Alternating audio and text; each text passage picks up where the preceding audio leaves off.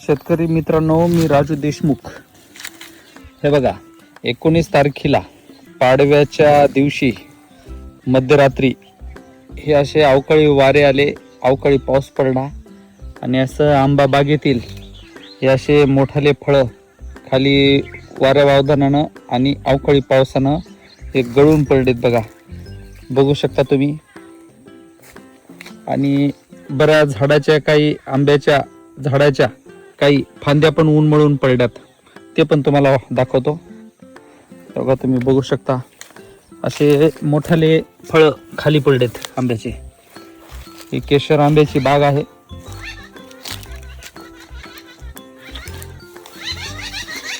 आता या जे कैऱ्या आहेत त्या पिकवता पण येत नाहीत, हे अशा हातात बसत नाहीत, एवढाले हे आंबे आहेत. याला अजून कोय धरलेली नाही.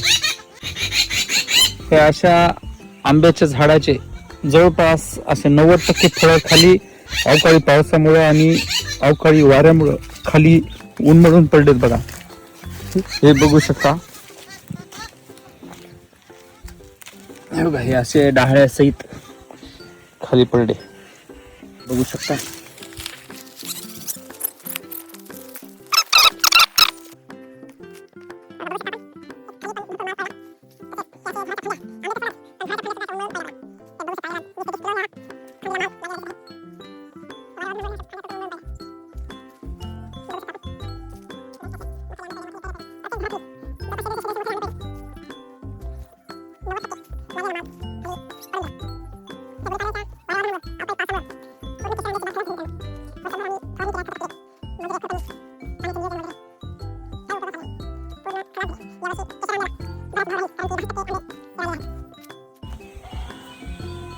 बघा, लहान लहान फळं तर या झाडाला काहीच राहिलं नाही. जवळपास 80 ते 90% आंब्याची फळं खाली गळून पडलेत.